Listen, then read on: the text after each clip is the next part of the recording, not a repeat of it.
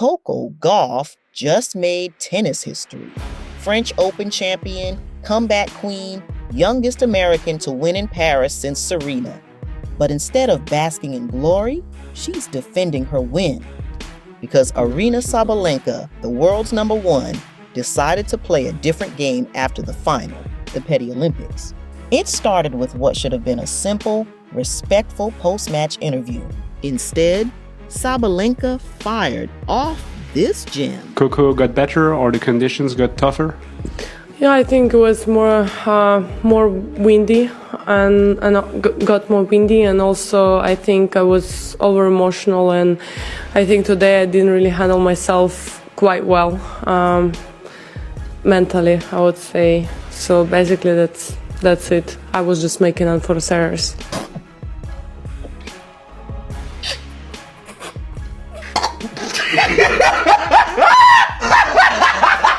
Magical? Like she summoned a Patronus charm mid-backhand?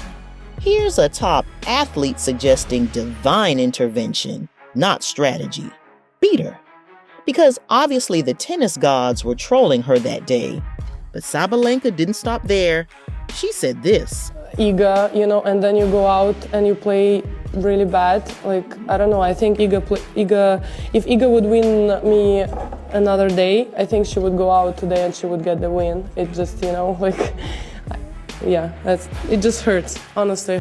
Meanwhile, Gauff, at 21, showed more maturity than most CEOs in a crisis.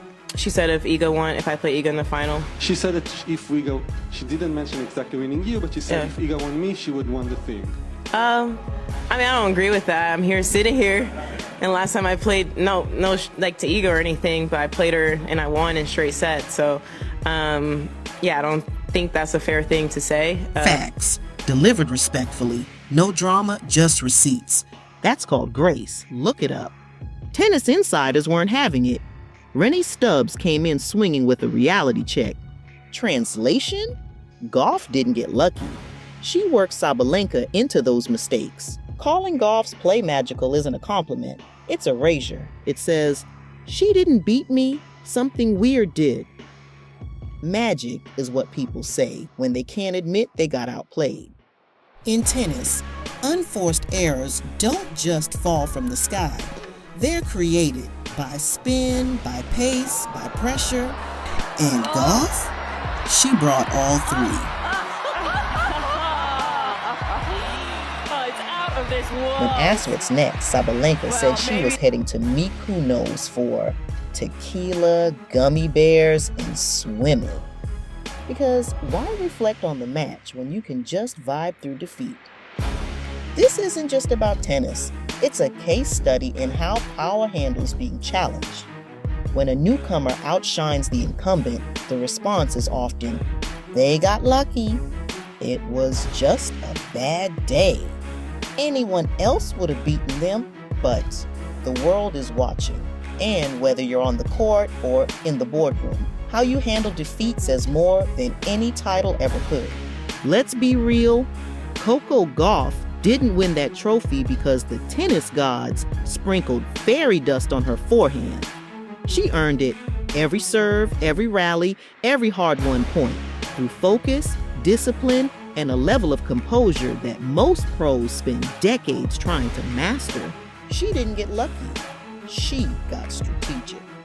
Meanwhile, Sabalenka, she had the mic, the camera, the moment, and what did she do?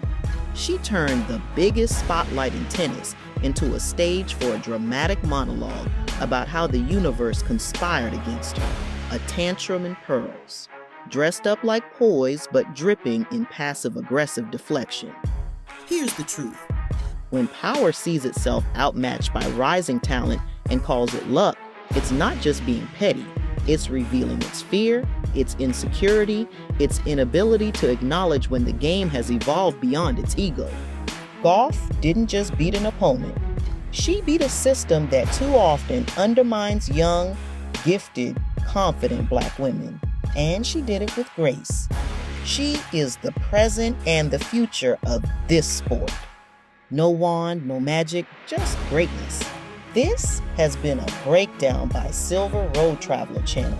where we expose what happens when power panics, ego flinches, and truth refuses to stay quiet. If you're tired of the spin, the shade, and the sugar-coated excuses, if you're here for unapologetic analysis, real storytelling, and champions who earn their respect the hard way, then you're in the right place. Hit that like button if you felt this truth. Drop a comment and let us know. Was this just bad sportsmanship or something deeper? And subscribe if you're ready for more bold, intelligent commentary on power, culture, and what happens when the spotlight tells the real story. Because around here, we don't just watch the game, we decode the drama behind it. For Silver Road Traveler, and we're just getting started.